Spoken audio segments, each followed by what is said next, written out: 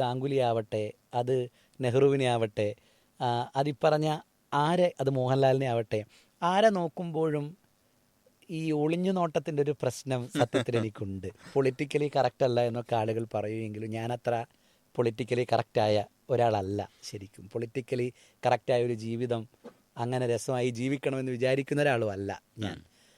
പൊളിറ്റിക്കലായിരിക്കുക എന്നും ജീവിതത്തിൽ ഇത്തരം എല്ലാ രസങ്ങളും ജീവിതത്തോട് കൂട്ടിപ്പിടിച്ച് ജീവിച്ച് തീർക്കുക എന്നതും തന്നെയാണ് എൻ്റെ ജീവിതത്തിലായാലും മറ്റുള്ളവരുടെ ജീവിതത്തിലായാലും ഞാൻ ആഗ്രഹിക്കുന്നതും ഞാൻ കൊതിക്കുന്നതും. അതുകൊണ്ട് തന്നെ ഒളിഞ്ഞു നോട്ടത്തിൻ്റെ ഒരു പ്രശ്നം ശരിക്കും മനുഷ്യരിലേക്കുള്ള എൻ്റെ നോട്ടങ്ങൾക്കുണ്ട്.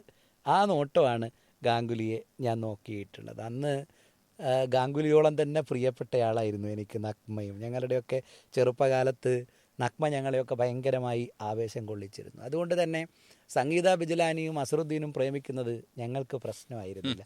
പക്ഷേ ഗാംഗുലിയെപ്പോലൊരാൾ നഗ്മയെ കൊണ്ടുപോകുന്ന അക്കാലത്തൊരു വലിയ പ്രശ്നം തന്നെയായിരുന്നു. അങ്ങനെ കൊണ്ടുപോവേണ്ടിയിരുന്നില്ല നഗ്മയെ ഗാംഗുലി എന്നൊരു അസൂയ സത്യത്തിൽ ആ കുറിപ്പിലുണ്ട്.